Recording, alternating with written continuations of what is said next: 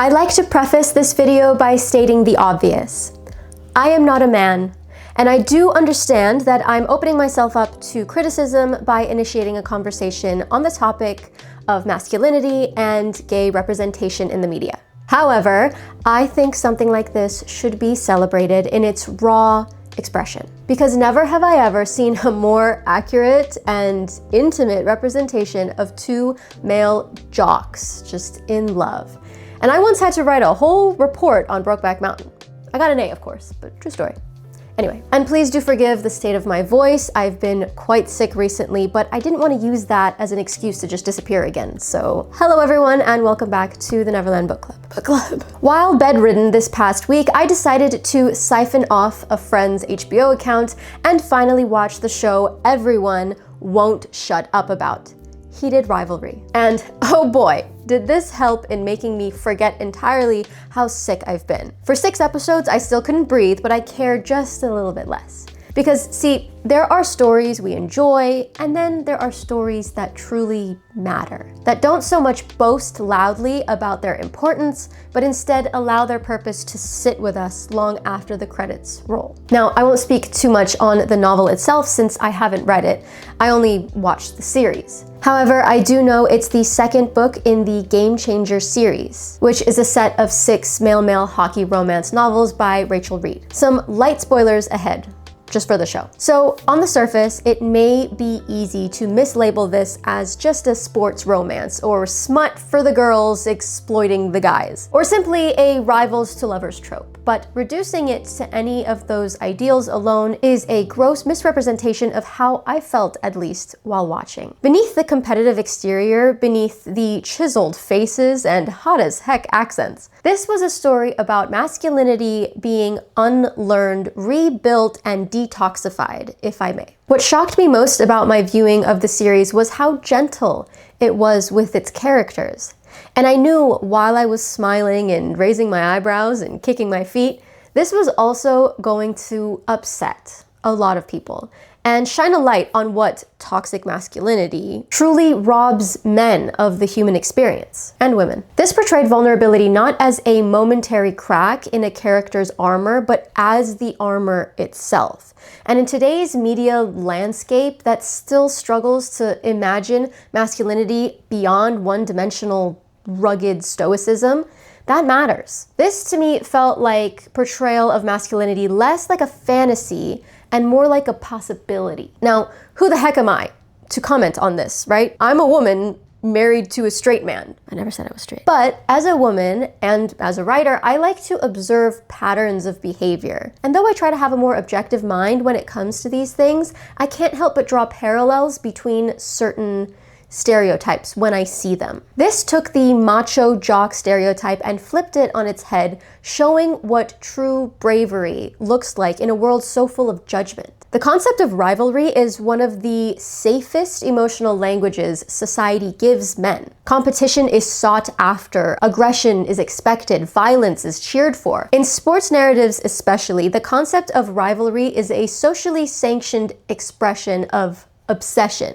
fixation, even intimacy, but without ever naming it as such. This story understands that deeply. Recognition, understanding, proximity. These two characters, Hollander and Rozanov, don't just match one another on the ice with their athleticism and talent. They're an embodiment of excitement, fear, and hope for the other. They understand the pressure more than anyone else in the world can comprehend. And that turns their loneliness into light. That longing hides under the mask of their opposition. But it also allows both characters to keep each other at arm's length. Because as long as they're opponents, they don't have to dig deeper into what it means to say the thing out loud. And the brilliance of the story is that it doesn't villainize this. And it also doesn't just let it bob in the shallow end of the pool either. We meet these characters where they are in their journey and watch as they shapeshift into positions they didn't choose, while imagining something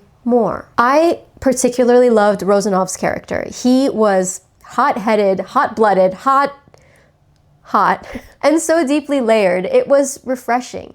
His family dynamic, his understanding of who he truly is and why he can't be himself in his home country, his selflessness when it came to his family, and his bravery at the end of it. This was, dare I say, one of the strongest male characters I've come across in a long time.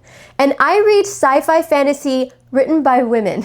Them aliens are strong, but Ilya, protect him at all costs. Then there was sweet baby boy Hollander. Just look at his face. His whole relationship with the Rose Landry character was also such a brilliant wedge between our two male leads. I loved how she had a purpose or realization for both of them.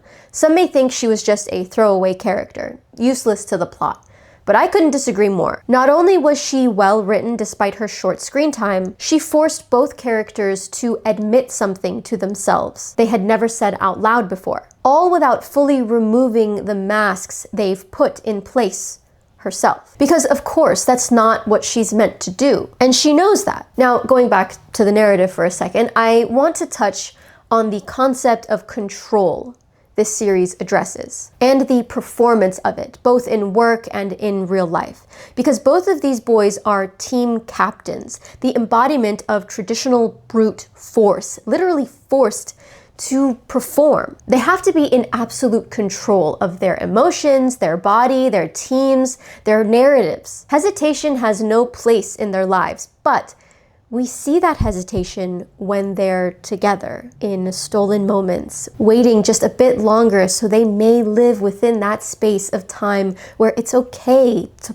pause. And yet they're still unable to say the thing that matters most. I do want to say, masculinity here is not portrayed as inherently toxic, and that's important. The story doesn't argue that strength is bad or ambition is wrong. Instead, it gives grace to traditional male roles while adding the concept of tenderness. Because so often in media we see that softness in men must be in exchange for suffering, that vulnerability is temporary due to tragedy. And yes, I'm being a bit general to make a point here. No need to lecture me on certain specific cases, I know they exist. But I do see how it was simply handled differently with this project. One of the most powerful choices this story makes is that it never treats love or hope as weaknesses. The love these two characters have for one another doesn't stout their ambition, but clarifies it, grounds it.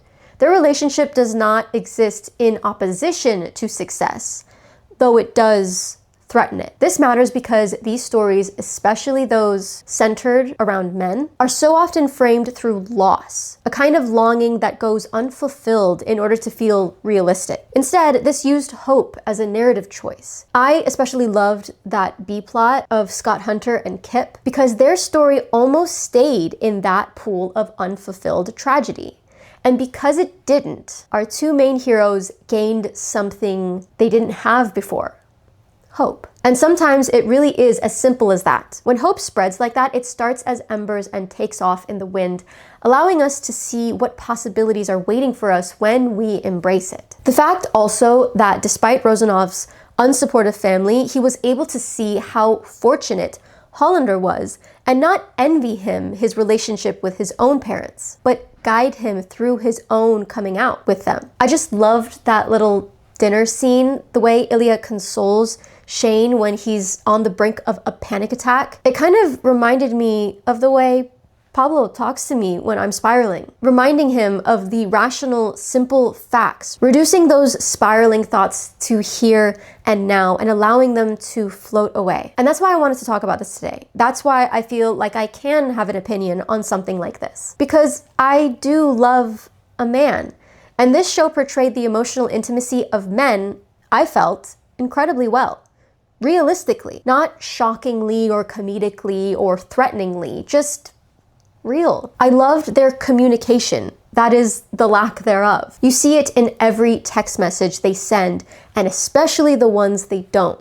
You see it when Ilya speaks to him in Russian just so he can articulate his feelings properly. You can see it in the words they choose to use with one another. As you can tell, I loved the series and can't wait to see what they do next with the next season. Despite my ever-growing TBR, I do think I'll be adding these 6 books to the shelves soon.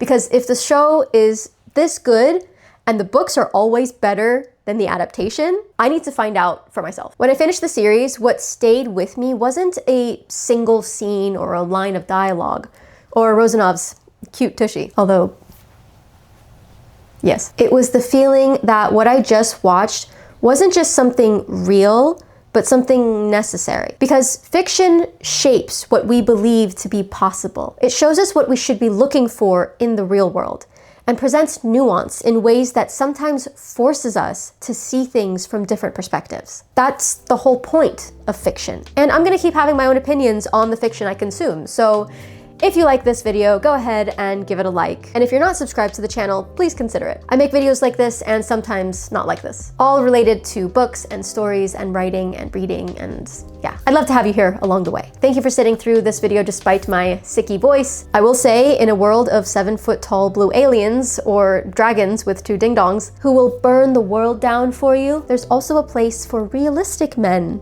in fiction. Abby Jimenez does it very well, in my opinion. And according to some other opinions on Goodreads, so do I.